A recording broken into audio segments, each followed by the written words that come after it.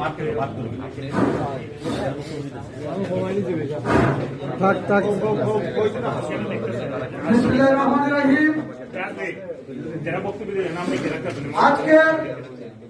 নবীগঞ্জ উপজেলা পৌর স্বেচ্ছাসেবক দলের কর্মী সমাবেশের সম্মানিত প্রধান অতিথি, সম্মানিত উপস্থিতি, প্রথমে আমার সবার কাছে আসসালামু আলাইকুম, হিন্দু ভাইদের কাছে আদাব। আমার নাম শহীদুল ইসলাম তালুকদার। আমি নবীগঞ্জ উপজেলা 2 নং ইউপির স্বেচ্ছাসেবক দলের আহ্বায়ক। আপনারা জানেন বিগত আমাদের উপজেলা পৌর নির্বাচনে আমাদের দানশীল প্রার্থী আলাল সাবি আহমদ চৌধুরীর গণসংযোগে কাজ শোনাকালে আমাদের স্বেচ্ছাসেবক দলের সক্রিয় ভূমিকা ছিল।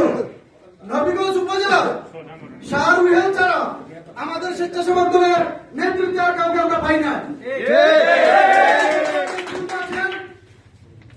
গত 9 তারিখে আমাকে অন্যভাবে পুলিশ গ্রেপ্তার করেছে। এখানে আমাদের জেলা নেতৃবৃন্দ আছেন সাক্ষী। আমরা শাহরুহেল ভাইয়ের নেতৃত্বে আমরা সক্রিয় ভূমিকা রেখে আমরা যুদ্ধ করে বিজয় ছিনিয়ে নিয়েছি।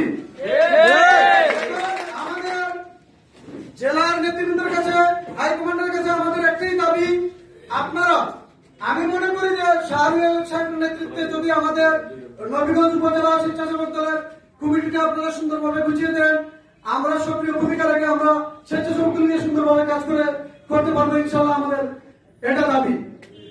আমি বক্তব্য দীর্ঘায়িত করবো না।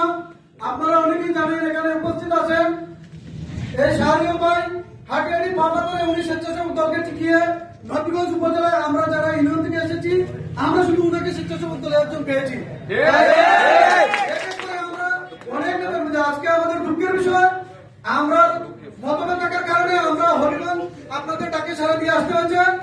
তাই আমরা একটি দাবি রাখি, এখানে যারা এসেছেন আমরা অনেক নেতা কর্মী ছিলেন নবীগঞ্জে, কিন্তু আমরা সবাইকে নিয়ে আসতে পারি, আমরা দুঃখিত। আপনাদের কাছে আমাদের একটা দাবি, আমরা সুন্দর করে যাতে কমিটি আপনারা দেন, এটাই আমার দাবি। সবাইকে ধন্যবাদ। আসসালামু আলাইকুম।